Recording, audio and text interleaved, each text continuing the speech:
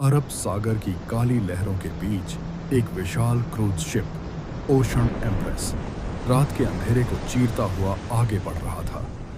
बाहर तेज हवा चल रही थी और समुद्र का पानी जहाज की दीवारों से टकराकर डरावनी आवाजें पैदा कर रहा था।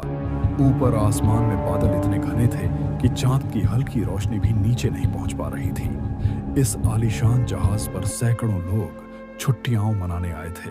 संगीत, डांस, शराब और हंसी ठिठोली से जहाज भरा हुआ था, लेकिन किसी को अंदाजा नहीं था कि यह सफर उनकी जिंदगी का सबसे भयानक अनुभव बनने वाला है। उन यात्रियों, क्या वही लड़की उसे दिखाई दी थी?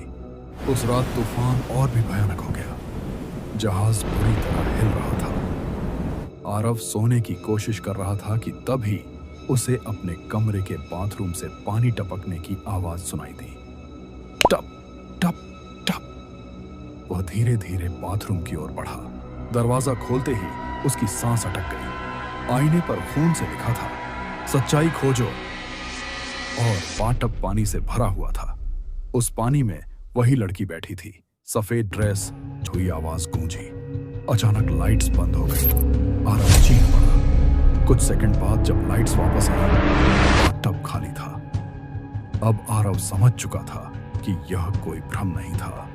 अगले दिन उसने जहाज के पुराने हिस्से में जाने का फैसला किया। वह हिस्सा यात्रियों के लिए बंद था। जंग लगे दरवाजे, अंधेरी दीवारें। आरव टॉर्च लेकर नीचे उतरा। वहां उसे पुराने अखबारों की कतरनें मिली। युवती की रहस्यमयी मौत, क्रूज स्टाफ पर लगे आरोप, सबूतों की कमी के कारण केस बंद। अचानक पीछे से किसी के कदमों की आवाज आई। आरव पलटा। कोई नहीं, लेकिन तभी उसे एक कमरे के अंदर हल्की रोशनी दिखाई दी। वह धीरे धीरे अंदर गया। कमरे के बीचों बीच एक पुरानी व्हीलचेयर रखी थी और दीवारों पर नाखूनों के निशान थे। तभी उसके पीछे दरवाजा अपने आप बंद हो गया। धड़ाम। आरव बुरी तरह घबरा गया।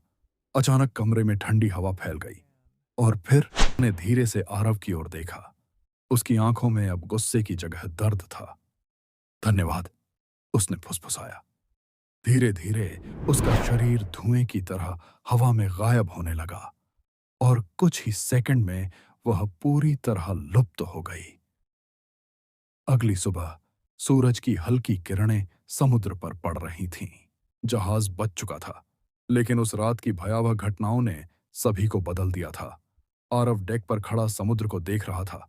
उसे लगा सब खत्म हो गया, लेकिन तभी उसके पीछे किसी के कदमों की आवाज आई। थक। आरव धीरे धीरे पलटा। कॉरिडोर के अंत में एक छोटी बच्ची खड़ी थी। भीगे हुए कपड़े, सफेद आंखें और होठों पर डरावनी मुस्कान।